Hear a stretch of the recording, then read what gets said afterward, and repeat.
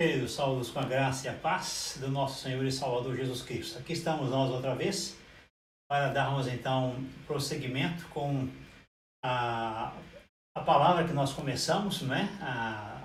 Na palestra passada, com esse tema, a família e os desafios cristãos do mundo contemporâneo, parte 2. Né? Estamos aqui na nossa luta novamente, os nossos desafios, que as gravações, eles continuam, né? Mas pela graça de Deus temos conseguido aí acertar algumas coisas, né? Então, louvado seja Deus por isso.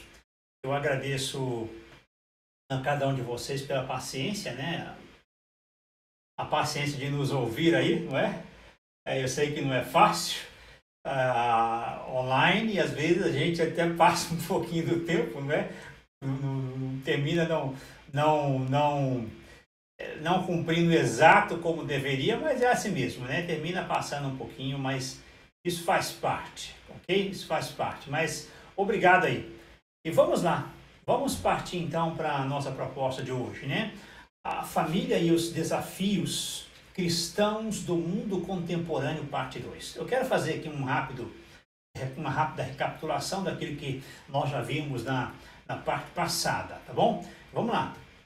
Então, na parte passada, nós lemos esse texto de Josué. Eu quero voltar a lê-lo, porque, na verdade, a parte de hoje também é baseada nele. Josué 24, versículos 14 e 15.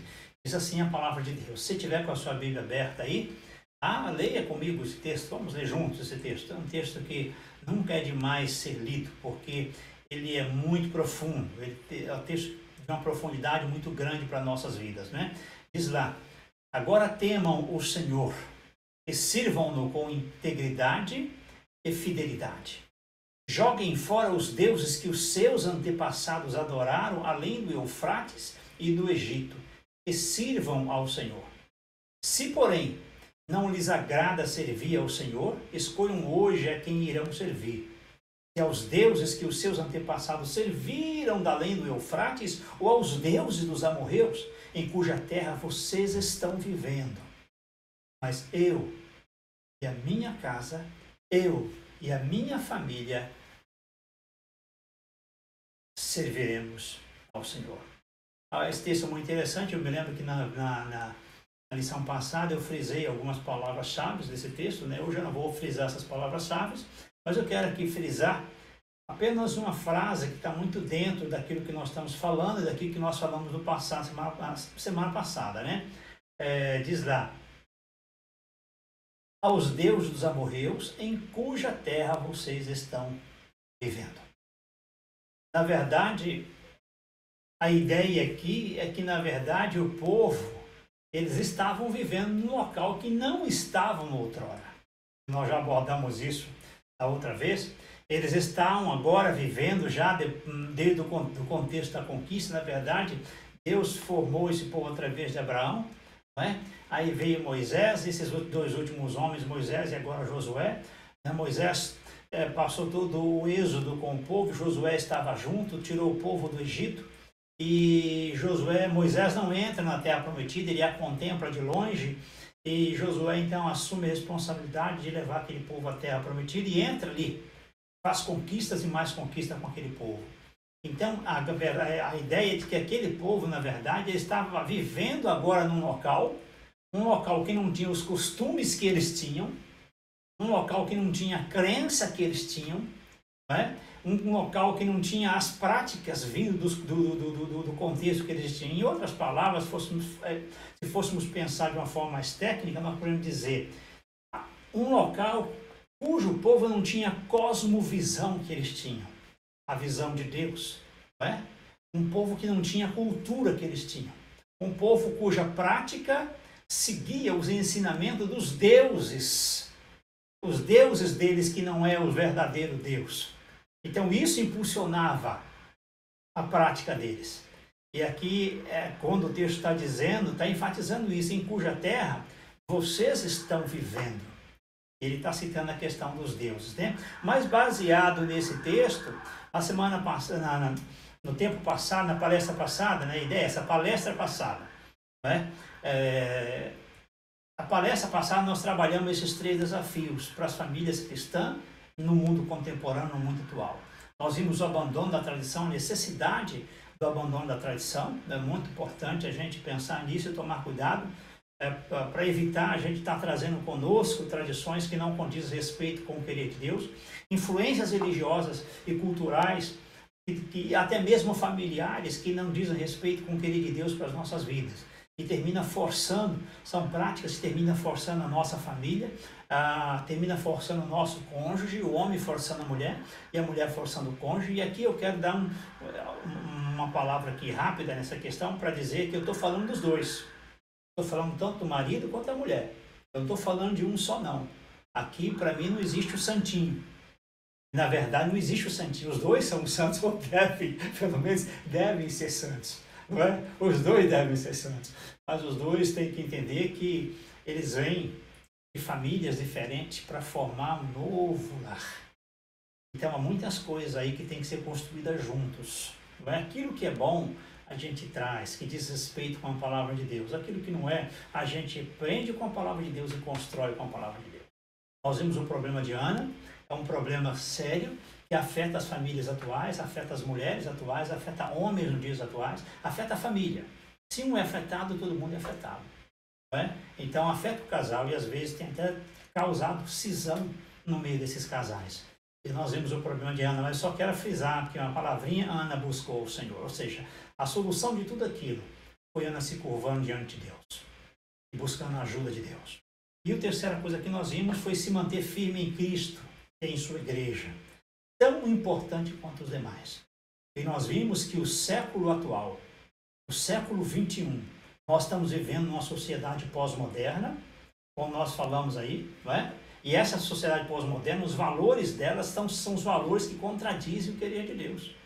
São valores que não unem, são valores que espalham, são valores que individualizam as pessoas. São valores que, na verdade, quer tirar a pessoa do contato com a outra. São valores que relativizam tudo. São valores, na verdade, que não olham para a verdade, uma verdade única, a verdade do Deus verdadeiro. Ela não assume o discurso da criação, do Deus criador de todas as coisas. E a tendência, na verdade, é quebrar as famílias para que elas não se mantenham firmes em Cristo. A tendência é afastar as famílias da igreja. A igreja passa a ser relativa. Não é?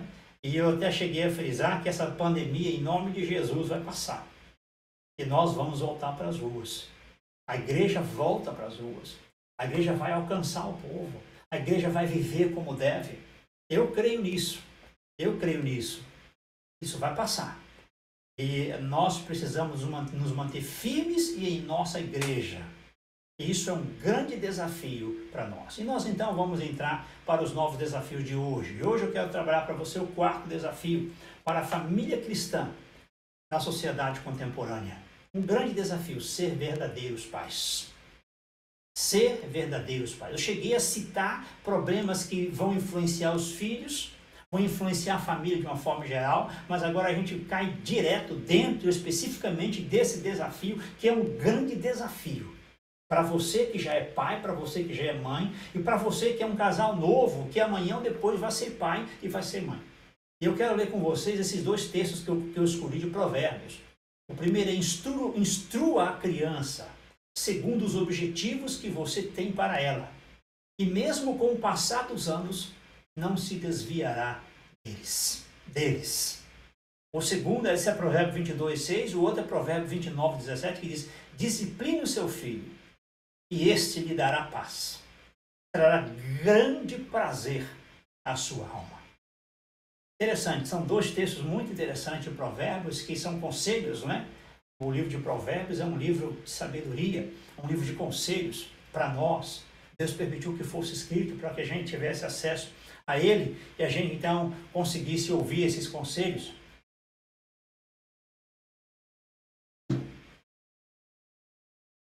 E a grande pergunta aqui, na verdade, para nós aqui nesse ponto é: o que significa ser verdadeiros pais? Para você aí, o que significa ser verdadeiros pais? E nós estamos falando de um contexto do século 21. O contexto da sociedade pós-moderna, a sociedade contemporânea, a sociedade que nós já vimos aqui atrás, várias coisas. E vimos que, por exemplo, uma das coisas que essa sociedade se gaba é da comunicação rápida. E os irmãos percebam que essa comunicação rápida, ela está tomando conta das famílias. Não apenas a comunicação rápida, mas a comunicação. Deixa eu pegar aqui o celular, por exemplo. Hoje, às vezes, a gente vê um casal lá, juntos, e eles não estão juntos conversando, então assim, ó. Essa é uma coisa que está sendo muito notória, muito repetida, você ver.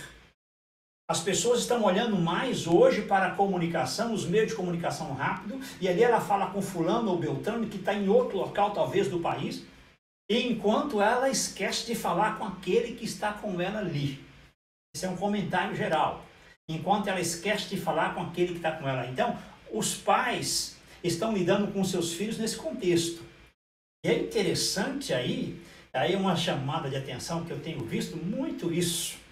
Eu volto a falar, não só aqui no contexto do nosso país. Eu já vi isso em vários lugares. Às vezes, para entreter a criança, para ela não encher sua paciência, quer seja o pai, quer seja a mãe, desculpa a expressão, a gente pega lá o tablet, pega o telefone, coloca um joguinho e coloca na mão da criança. Há lugares em que eu fui, que eu já tive contato com pessoas em que 100% do tempo o filho estava lá jogando no seu pequeno tablet, ou no seu celular, no seu telefone, seja lá o que for, ou no computador. Mas isso é uma coisa que eu já observei em vários lugares. E aí é uma chamada de atenção, cuidado. Cuidado, porque nós estamos fazendo talvez além daquilo que fosse o normal. O normal é que isso já vai acontecer. O normal é que isso já vai acontecer. Já está acontecendo. E aí a gente teria que trabalhar, você como pai, teria que trabalhar para educar o seu filho a ter controle nisso. Mas se a gente, para não ter o trabalho muitas vezes de conversar com a criança, de estar com ela, controlá-la, a gente já dá o tablet para ela passar o tempo todo jogando, o que a gente vai conseguir controlar depois? Essa é uma grande questão que nós precisamos tomar cuidado com elas. Porque, na verdade, nós estamos vendo pessoas trocarem o diálogo, a conversa do dia a dia pelos meios de comunicação. Mas a questão é, isso vai bater um pouquinho com o que nós vamos falar agora. O que significa ser verdadeiros pais? Eu estou listando aqui 4 coisas, essas coisas vêm desses 2 textos que nós lemos aqui. Provérbios 22:6 e Provérbios 29:17. Essas coisas que eu estou listando vêm desses 2 textos. E vai mostrar o que de fato é ser pai. Vamos lá então. O que é ser pai? Verdadeiro pai. Verdadeiro pai, eu vou colocar 2 em 2. Verdadeiro pai. Ser verdadeiro pai é ensinar.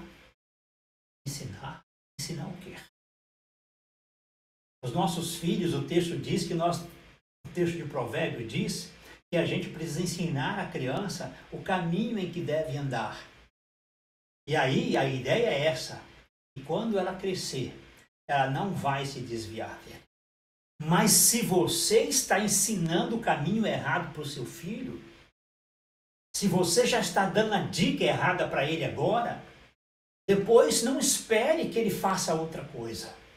Depois não espere que a prática dele seja uma outra prática. Se o seu ensino não está sendo hoje um ensino condizente com a palavra de Deus, um ensino condizente com alguém que ama, com alguém que se preocupa com o futuro desse herdeiro, dessa herdeira que Deus te deu, porque essa herança que Deus te deu, que é o seu filho ou a sua filha, ou os seus filhos de geral, incluindo os meninos e as meninas, se você não está levando em consideração a importância deles para a sua vida, então, meu querido, amanhã você não sabe o que você vai esperar. E você não tem que reclamar. Mas a verdade é que nós precisamos ensinar. Ser pai é ensinar de forma correta. Ensinar de forma correta, ensinar baseado nos preceitos da palavra de Deus para mim e para você. Nada, na verdade, que nós vamos fazer como crente em Jesus Cristo pode estar fora disso. Por mais que a gente possa implementar o nosso ensino, o ensino da educação dos nossos filhos, os preceitos, conceitos que nós vamos passar para eles, não podem ser conceitos fora dos padrões da palavra de Deus para o ser humano. Porque se eles estiverem fora amanhã, você vai ter o seu filho fora da palavra de Deus. E quando você for tentar trazê-lo para a palavra de Deus, ele vai usar aquilo que você já ensinou para ele. Para simplesmente mostrar para você que você está errado. Então, o que é ser um verdadeiro pai, ser uma verdadeira mãe? Ou ser verdadeiros pais? O que é ser verdadeiros pais? Ser verdadeiros pais é ensinar os nossos filhos. E uma outra coisa, o que é ser verdadeiros pais é acompanhar os nossos filhos. Aqui a ideia é discipulado. Você já pensou nisso, em discipulado com seus filhos? Essa é uma grande preocupação que eu sempre tive. Os irmãos sabem que no nosso ministério, por exemplo, na África, e o nosso ministério de uma forma geral, a base dele tem sido capacitar obreiros. E Deus é misericordioso, e a gente não merece isso. Aí eu vou falar como o pastor Valdemir fala, um homem como ele é, grandemente usado por Deus, ainda fala assim, às vezes ele fala, eu não mereço isso. Mas para dizer que de fato eu não mereço. Mas Deus tem feito muitas coisas.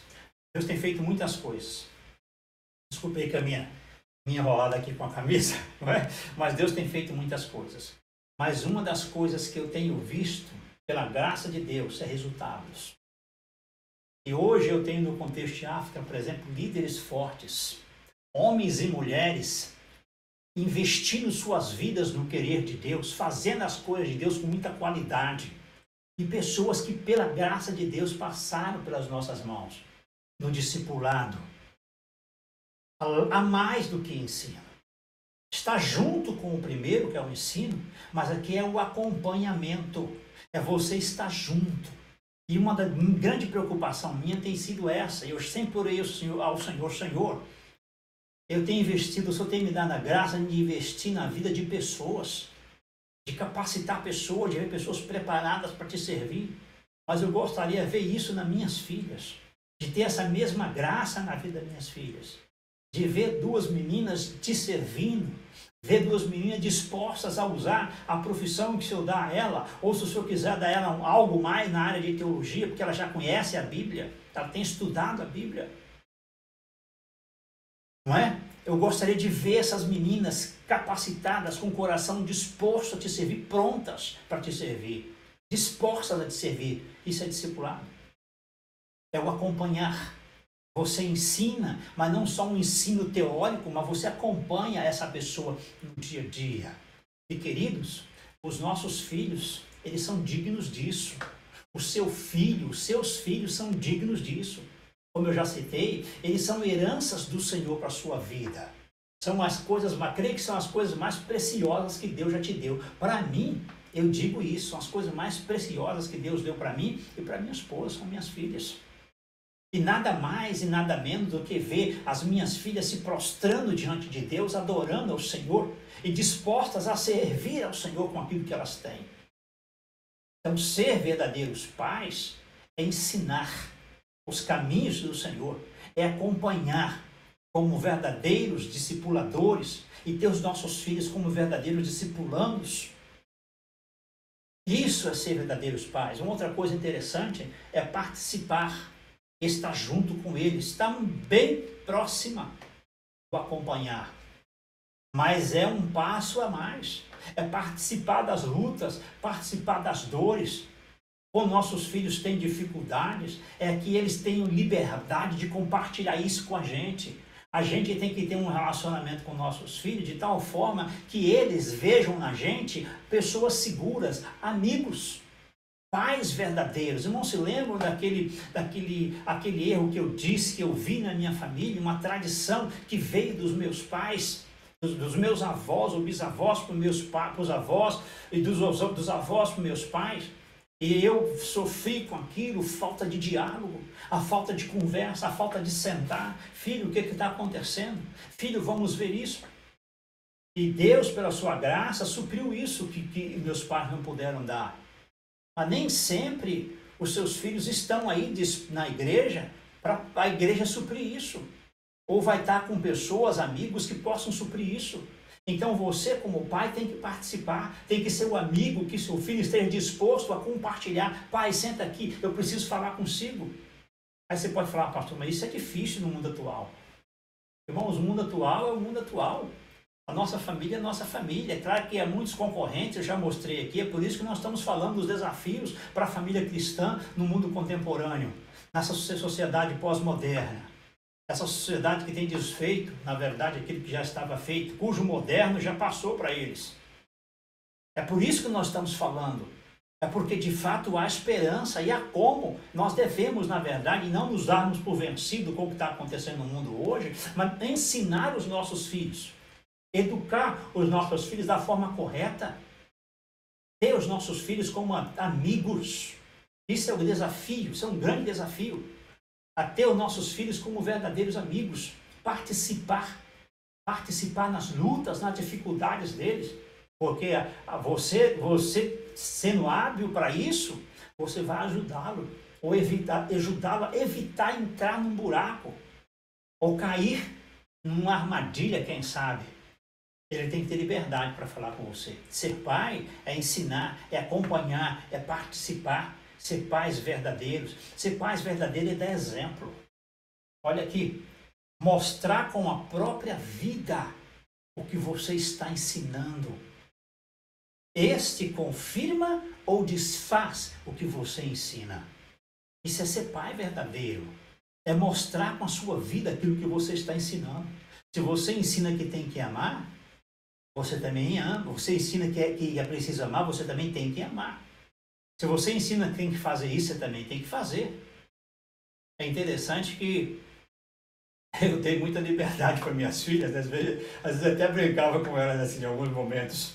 Caramba, eu dei muita liberdade para vocês, agora vocês ficam falando desse jeito. Mas é só uma brincadeira, né? Porque eu me lembro que as duas ainda pequenas são um exemplo muito simples, me perdoem colocar esses exemplos da vida, trazer esses exemplos da vida para essa palestra. Nem sempre as pessoas gostam, né? Mas eu acho uma coisa interessante, porque ainda crianças, né? A gente ensinava, às vezes eu sentava com ela na sala, lia a Bíblia em quadrinhos com ela e ia mostrando. Como pensava que não, se eu cometia um erro, às vezes era só uma coisinha pequenininha, ela ampliava aquilo. A Carolina era muito de fazer isso. Depois a Sara aprendeu também. E ela falava assim, pai, mas você não disse que não pode fazer isso? Agora imagina, né? Pequenininha ainda, lá com seus 5, 6 anos. Pai, mas você não disse que não pode fazer isso? Aí eu olhava e falava, não, filha, você está certa. O papai ensinou e o papai está errado. Mas foi só esse pouquinho aqui, mas vamos consertar esse pouquinho e fazer a coisa certa. Irmãos, isso é sério.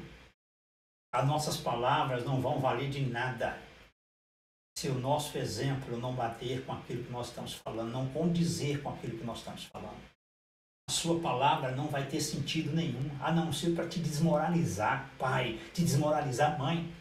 Quando você ensina e faz o oposto, o que o seu filho vai aprender é que o seu pai não pratica aquilo mesmo que é certo, porque você está ensinando como certo. É isso que ele vai aprender. Isso é um caos. Isso é uma dificuldade. Isso é você tirar a sua moral de diante do seu filho. E a ideia de como pais verdadeiros é nós darmos exemplo. Isso significa dizer que nós temos que viver a palavra de Deus que nós vamos ensinar para os nossos filhos. Se nós ensinamos os princípios da palavra de Deus para eles, esses princípios têm que estar vivos em nós. Eles têm que ver em nós que, pelo menos, nós estamos nos esforçando para alcançar aquilo, para viver aquilo. E isso vai incentivá-los a fazer isso também. Eles vão ver isso em você.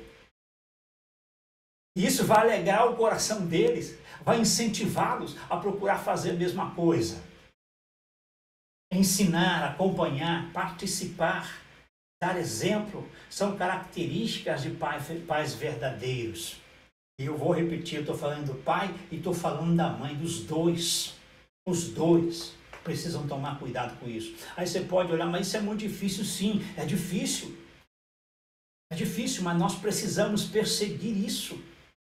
Na sociedade contemporânea, isso tem sido uma grande necessidade. Assim como tem sido uma grande dificuldade também. Os valores, irmãos, estão sendo mudados. Os valores estão sendo quebrados. Os valores da sociedade pós-moderna estão acabando com os parâmetros outrora estabelecidos. parâmetros estabelecidos no contexto eclesiástico pela palavra de Deus. A tendência é que os valores da sociedade pós-moderna acabem com isso. E afaste o seu filho até mesmo do evangelho, se você como pai não se dedicar a isso. É difícil, mas vale a pena, porque nós estamos falando em levar ao Senhor e ensinar, agir como pais daquilo que é o mais precioso para nós, que são os nossos filhos, aqueles que Deus nos deu para cuidar. E nós precisamos, querido, pagar o preço para isso, nos esforçarmos para isso, vale a pena, é necessário. E essa sociedade, ela só vai fazer o contrário. Os ensinos da palavra de Deus continuam a martelar nos ouvidos dos pais, pois isso não foi trocado, mesmo que a sociedade pós-moderna, contemporânea, mostre outra coisa ou tente mostrar outras coisas. Os ensinos da palavra de Deus continuam a martelar nos ouvidos dos pais, pois isso não foi trocado, continua sendo a instrução de Deus para o seu povo. Deus não trocou a instrução dele para o seu povo no mundo pós-moderno, não. A instrução de Deus continua sendo a mesma. E nós precisamos trabalhar para tê-la ali com força a cada dia. Aquilo que os dois textos dizem, instrua a criança segundo os objetivos que você tem para ela. Ou em outros textos, ensina as crianças ou o menino no caminho em que deve andar. E mesmo com o passar dos anos, em outras traduções, e mesmo quando crescer, não se desviará deles. O ensino bem dado, conforme nós colocamos ali, vai trazer o seu filho para Deus. Mesmo que aconteça uma coisa no caminhar do tempo, se seu filho está em Deus, ele vai permanecer em Deus. Ele pode dar uma mancada, mas ele vai voltar. Mas ele precisa estar em Deus. Discipline seu filho. A ideia da educação também, e lhe dará paz, trará grande prazer à sua alma, Provérbios 29, 7. Este, irmãos, é um grande desafio para famílias cristãs contemporâneas, porque isso está envolvendo aquilo de mais precioso que nós temos. É a herança do Senhor, os nossos filhos, aqueles que vão ser a nossa continuidade. Então, nós estamos falando de algo altamente precioso, de algo que vale a pena você se esforçar para ser verdadeiros pais, pais segundo o coração de Deus, pais segundo Provérbios, pais segundo a palavra de Deus. Persista nisso, querido. Por mais difícil que seja, pai e mãe, casais, persistam nisso. Persistam nisso, porque vocês estão persistindo em algo que é de muita valia para vocês. Uma segunda coisa, um segundo desafio interessante, muito interessante, eu diria muito importante. Muito importante, muito importante. É esse aí. O desafio do relacionamento conjugal. Nós já vimos as características do século XXI. E nós vimos que as características desse século XXI, que nós consideramos o mundo pós-moderno, as literaturas hoje, elas lidam com isso. Elas estão, essa linguagem, o mundo pós-moderno, ou modernismo, não é? As literaturas nomeiam, assim, as centenas de livros escrevendo sobre o pós-modernismo e colocando o pós-modernismo na moda, na verdade. Então esse é o grande desafio. E esse pós-modernismo, ele tem, de uma certa forma, lutado contra isso que nós vamos ver agora. Em certa parte, nós vimos a questão do individualismo. Vocês se lembram disso? Que nós vimos na palestra passada, o individualismo, que tem tirado o foco do conjunto, da família, do casal, e tem colocado no que eu quero, no que eu acho. Tome cuidado. Vamos ler esse texto de 1 Coríntios, capítulo 7, versículo de 1 a 5, que diz assim: Quanto aos assuntos sobre os quais vocês escreveram, é bom que o homem não toque em mulher. Mas por causa da imoralidade, cada um deve ter sua esposa e cada mulher o seu próprio marido. O marido deve cumprir os seus deveres conjugais para com a sua mulher, e da mesma forma a mulher para com o seu marido. A mulher não tem autoridade sobre o seu próprio corpo, mas sim o marido. Da mesma forma, o marido não tem autoridade sobre o seu próprio corpo, mas sim a mulher. Não se recusem um ao outro, exceto por mútuo consentimento e durante certo tempo, para se dedicarem à oração. Depois, unam-se de novo, para que Satanás não os tente por terem, ostente por não terem domínio próprio. Esse é muito interessante, esse texto e forte, né? Que Paulo escreve aos irmãos de Corinto. Deixa-me frisar algumas coisas nesse texto. Veja aí no texto mesmo. Primeira coisa que eu quero frisar. Cada um deve ter a sua esposa. A ideia é, claro, desculpa aqui, né? Deixa eu refazer aqui o negócio, né? Deixa eu refazer aqui. Ou seja, cada homem, né? Mas a ideia é isso, esposa e marido, né? E aqui eu venho, não, é isso mesmo, cada um deve ter a sua esposa, mas vem a segunda frase, cada mulher deve ser o teu próprio marido, ou seja, cada homem deve ter a sua esposa, homem, esposa, mulher, marido. Outra coisa aqui é que aí da frase cumprir os seus deveres conjugais. É uma frase forte, nós vamos ver isso um pouco mais, mas o texto está falando que ambos, o casal, tanto o marido quanto a mulher, eles devem cumprir com os seus deveres conjugais. Eles devem cumprir com os seus, refrisando, cumprir com os seus deveres conjugais. Outra coisa aqui, autoridade sobre o seu próprio corpo. Ele está falando tanto do marido quanto da mulher. E a ideia de que nenhum deles tem autoridade sobre o seu próprio corpo. Mas é claro que o apóstolo está falando isso de uma forma negativa, né? No sentido de se esquivar, de não querer estar juntos.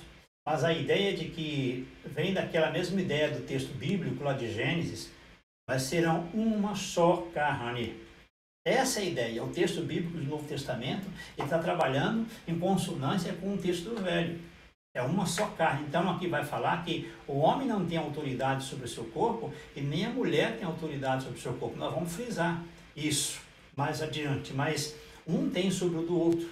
A ideia é que ambos têm que estar juntos e ambos têm autoridade sobre os dois. Não é? Vamos ver mais uma coisa aqui. Não se recusem um ao outro. Veja, irmãos, eu estou frisando isso no texto para que quando nós formos comentar isso, você não pensar que isso é ideia minha. Isso não é ideia minha, não. Aqui o apóstolo Paulo escreve. Eu quero dizer o seguinte, mas foi o apóstolo Paulo que não. Quando você pode pensar, mas foi o apóstolo Paulo que escreveu. E aí? E aí? Foi o apóstolo Paulo que escreveu. Alguém chamado por Deus, inspirado por Deus para escrever isso para nós. E hoje nós vimos esse texto de Coríntios com uma palavra revelada de Deus a nós. E orientações fortes ao meio familiar, aos casais. Então essa frase é muito interessante.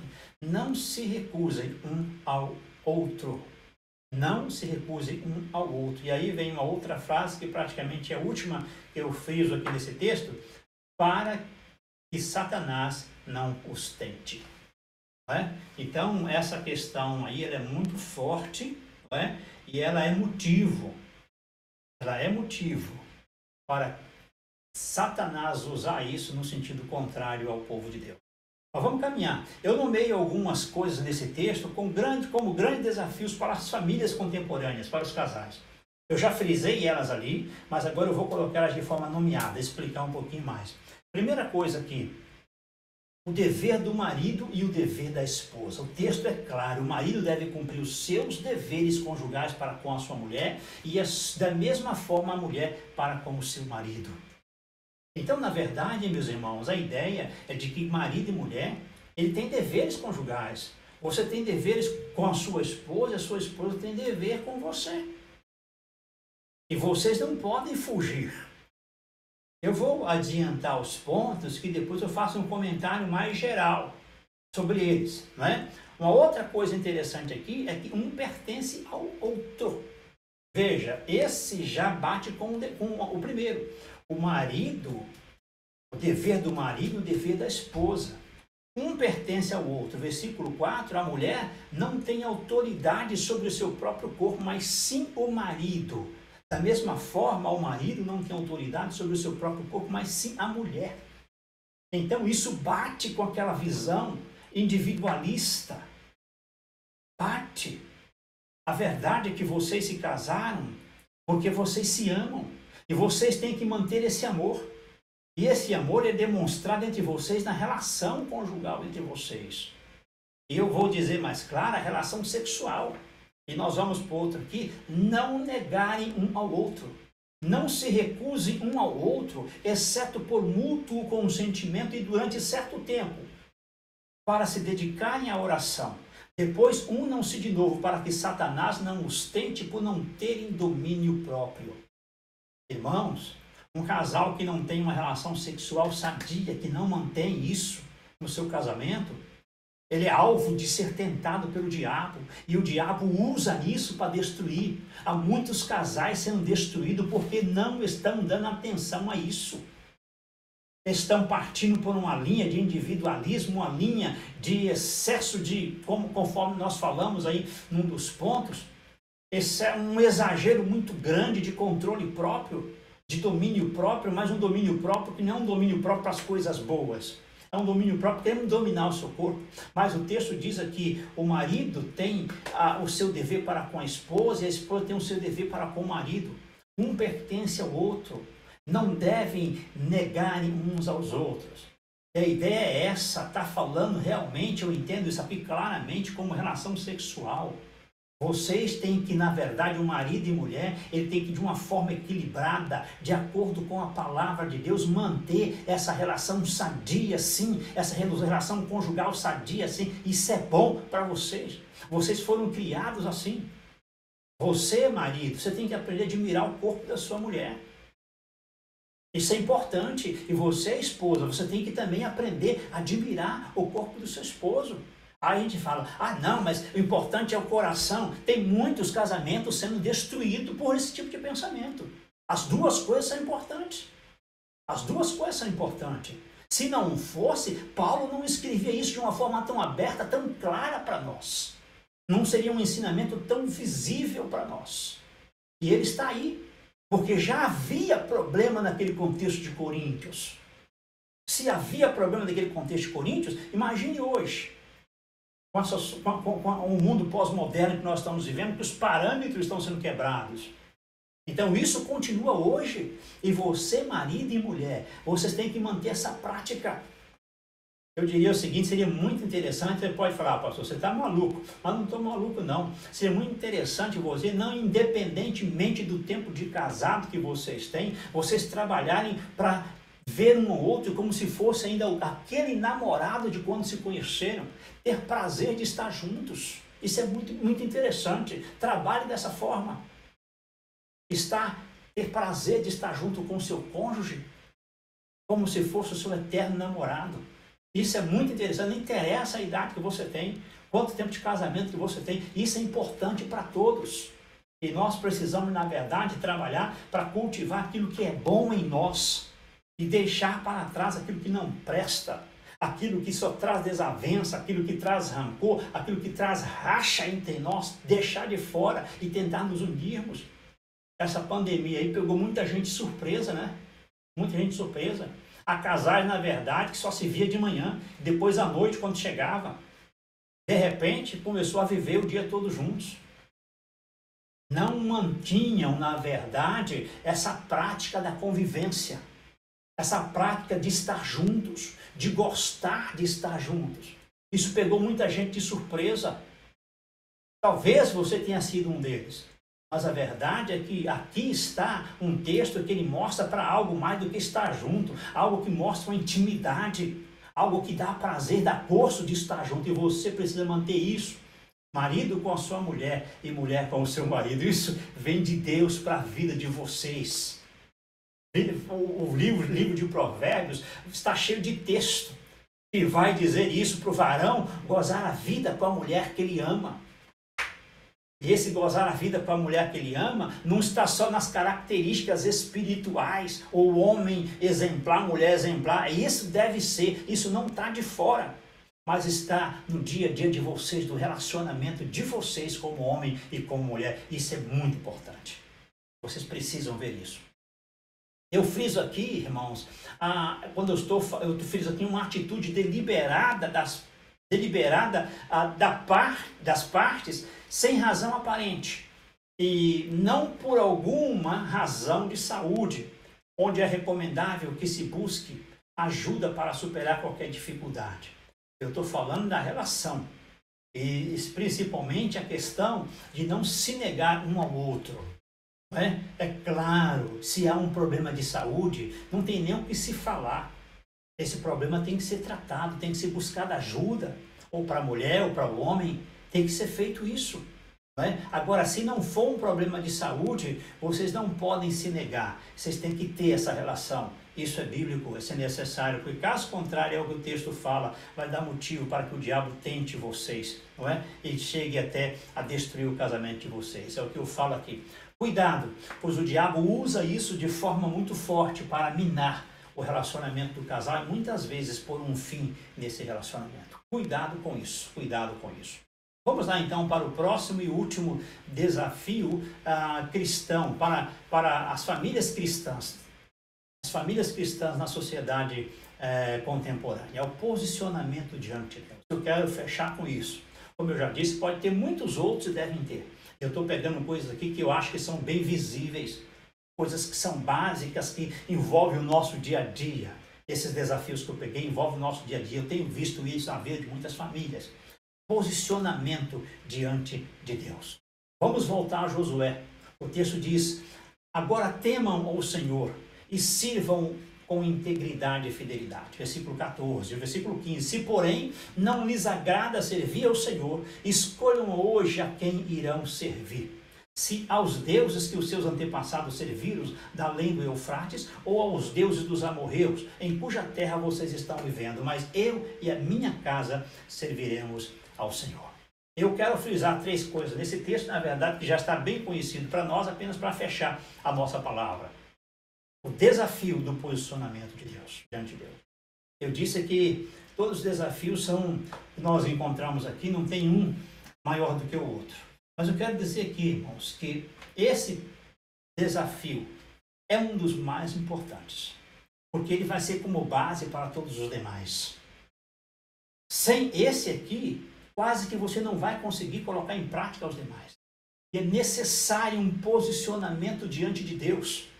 Você, como família, nessa sociedade que nós estamos vivendo, precisa se posicionar diante de Deus, e o seu posicionamento tem que ser claro, não pode deixar dúvidas. Ele tem que ser claro para você, tem que ser claro para as pessoas que estão em volta, tem que ser claro para os seus filhos têm que ver esse comprometimento seu diante de Deus. Os seus amigos, as pessoas, tudo aquilo que eu falei, casos de os seus amigos no trabalho, as suas amigas no trabalho, eles têm que ver quem é você diante de Deus. Se não conseguir ver quem é você diante de Deus, se você não conseguir mostrar isso, esse seu posicionamento, a pessoa vai te ver como qualquer outra pessoa e vai tentar envolvê-las nas coisas dela, nas coisas que não agradam a Deus. 3 coisas eu quero frisar aqui. A primeira, tema a Deus. Josué diz lá, Josué recomenda isso ao povo como um oposto ao que eles estavam fazendo. Na verdade, as atitudes que o povo estava tendo quando Josué fala com eles, chama a atenção deles, não era uma atitude de temer a Deus. Não era uma atitude de reconhecer a Deus como o Senhor, não era uma atitude de reconhecer o Deus como o dono, não era uma atitude de se prostrar diante do Senhor, não. Não era isso, não. Eles estavam fazendo isso com outros deuses. E Josué chama a atenção dele e diz, você deve temer a Deus. Você tem que saber que Deus é o Deus todo-poderoso, o Deus criador, o Deus na mão do qual a sua vida está. Ele define a sua vida. E nós precisamos, famílias, vocês precisam temer ao Senhor. Vocês precisam temer o Senhor, marido e mulher, vocês precisam temer ao Senhor. A outra coisa, sirvam ao Senhor. Muitas coisas já haviam passado e muitas ainda estavam por vir. E os membros da família precisavam estar dispostos e realmente decididos a servirem ao Senhor. O texto é claro.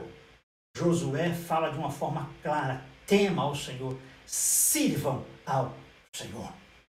Você tem que servir ao seu Deus. Muitas coisas já passou na sua vida e muitas coisas ainda estão por vir. A vida não acabou. Muitas coisas ainda estão por vir. E você só vai encontrar meios corretos de viver essas coisas que estão por vir, temendo e servindo ao Senhor. E aí Josué continua e diz: decisão pessoal e coletiva. Eu e a minha casa serviremos ao Senhor. É preciso assumir posturas diante de Deus, querido. Posturas diante de Deus e diante da sociedade no mundo contemporâneo, ou não faremos diferença. Se nós não assumirmos, se vocês não assumirem postura diante de Deus e diante dessa sociedade, você não vai fazer diferença nenhuma. A sua vida como família estará sempre no oposto do querer de Deus. Se você não fizer diferença, a sua vida vai estar sempre no oposto do querer de Deus. Mas a decisão pessoal: eu e minha casa serviremos ao Senhor. Marido e mulher, reafirme isso hoje em nome de Jesus. Eu e minha casa serviremos ao Senhor. Com tudo aquilo que está contido nisso, com todas as facilidades, mas com todas as dificuldades. Assumam isso em nome de Jesus. Eu e minha casa serviremos ao Senhor. O mundo contemporâneo tem sido muito agressivo para com as famílias cristãs e todas as demais famílias. Tem sido muito agressivo para com o marido, sendo muito agressivo para com a mulher, para com os filhos e para com os filhos em relação aos pais de uma forma geral. Tudo vem no sentido de quebra de padrões e mesmo individualizar a todos, cada um puxando para o seu lado. Tudo vem nesse sentido.